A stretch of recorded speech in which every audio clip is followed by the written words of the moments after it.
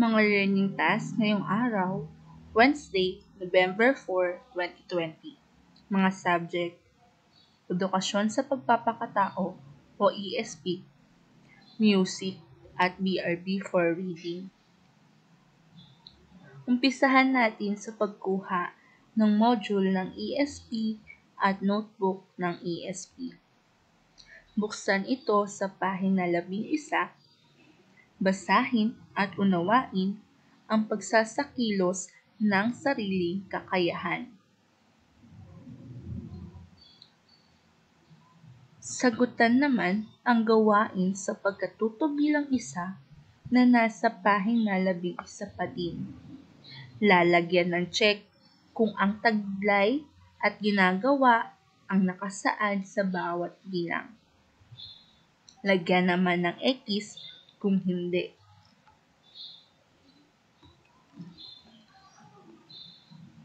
Susundan ito ng gawain sa pagkatuto bilang 3 sa pahina 12 na kung saan kikilalanin ng bata ang mga larawang nagpapakita ng tamang pagsasakilos ng angking kakayahan. Lagyan lamang ng check kung oo at X kung hindi. Sa gawain bilang 6 naman, isusulat kung tama o mali ang mga sumusunod na pangungusap. Isulat ang sagot sa iyong kwaderno.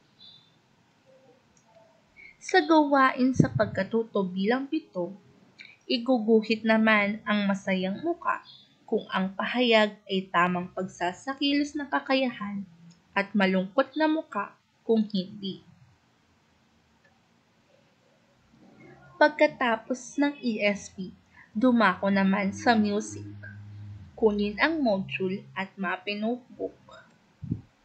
Basahin at unawain ang aralin Hulwarang Ostinato, Metrong Dalawahan sa pahina 23, week 5. At sagutan ang gawain sa pagkatuto bilang isa. Tignang mabuti ang bawat larawan. Lagyan ng check ang larawan na may paulit-ulit na hugis o pattern. At X kung hindi ito nagpapakita ng paulit-ulit na hugis o pattern. Isulat ang iyong sagot sa mapin notebook. Sa gawain sa pagkatuto bilang 4 naman, iguguhit sa loob ng kahon ang iyong sarili na gumagamit ng instrumentong pangmusika gaya ng tambol, maracas, at iba pa. Pagkatapos iguhit ang iyong sarili na may hawak na instrumento, gawin ang gawain sa pagkatuto bilang 5. Basahin mabuti ang bawat katanungan at isulat ang letra na tamang sagot sa iyong notebook. Pagkatapos sa week 5, dumako naman sa aralin na Hulwarang Ostinato, Metrong Tatluhan. Basahin at unawain ito na nasa pahina 28. Gawin ang pagkatuto bilang 3 sa pahina 30. Piliin ang letra ng tamang sagot at isulat sa iyong kwaderno.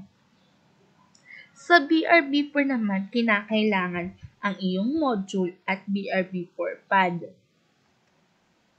Basahin at unawain ang aralin 9. Mga pantig na nabubuo sa mga letrang M, S, A, R, L, B at D, G, N, I, O. Pag-aralan ang hamong pangbulilit sa pahina 52 at basahin ang mga halimbawa. Pagkatapos basahin ang mga halimbawa, dumako sa gawaing bulilit, gawain A sa pahina 53. Makikita ang mga flashcard ng pantig at ipabasa ito sa bata. Sagutan ng observation sheet. Salamat!